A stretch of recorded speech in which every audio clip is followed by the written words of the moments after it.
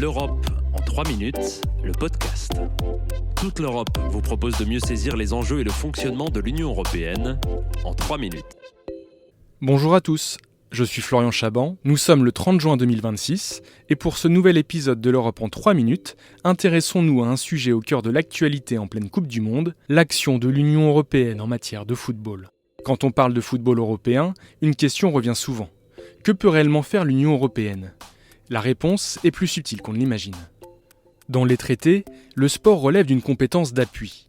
Concrètement, cela signifie que l'Union peut accompagner, coordonner, financer, encourager, mais pas imposer une organisation du football. Les ligues, les fédérations nationales et l'UEFA gardent la main sur l'essentiel de l'organisation des compétitions. Le football européen pèse très lourd dans l'économie mondiale du ballon rond.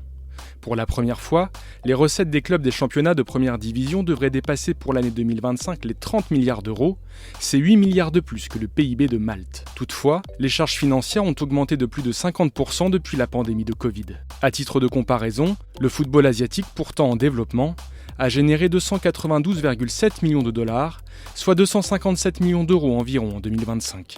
Les clubs européens dominent aussi très largement les audiences mondiales du football, portées par la Ligue des Champions. Entre 160 et 180 millions de téléspectateurs dans le monde ont ainsi suivi la dernière finale remportée par le Paris Saint-Germain. Derrière ces chiffres, il y a une autre réalité. Le football est aussi un objet juridique. Dès lors qu'il croise le droit du travail, le marché intérieur ou les règles de concurrence, l'Union peut intervenir.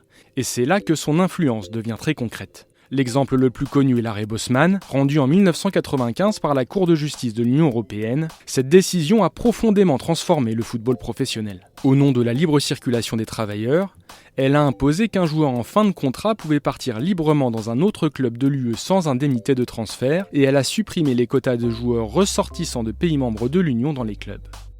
L'article 48 du traité CE s'oppose à l'application de règles édictées par des associations sportives selon lesquelles un joueur professionnel de football ressortissant d'un État membre, à l'expiration du contrat qui le lie à un club, ne peut être employé par un club d'un autre État membre que si ce dernier a versé au club d'origine une indemnité de transfert, de formation ou de promotion. Vous venez d'entendre Gilles Carlos Rodrigues Iglesias, président de la CJUE et qui a rendu la décision de la Cour sur l'arrêt Bosman. Mais l'influence du droit européen sur le football ne se limite pas à la circulation des joueurs. Elle s'étend aussi, dans une certaine mesure, à la régulation des compétitions. Le cas de la Super League, projet de ligue fermée et privée porté par 12 grands clubs européens comme le Real Madrid ou le FC Barcelone, et vivement contesté, en est une autre illustration. La justice européenne a rappelé une règle essentielle. En vertu des règles de concurrence, la FIFA et l'UEFA ne peuvent pas jouer sur leur position dominante et interdire une compétition dissidente, qui a d'ailleurs très peu de chances de voir le jour.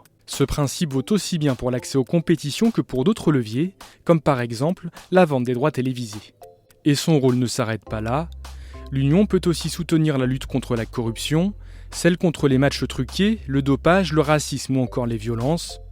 Elle finance aussi des programmes en faveur de la jeunesse, de l'inclusion et de l'intégrité du sport. En définitive, l'idée essentielle est simple.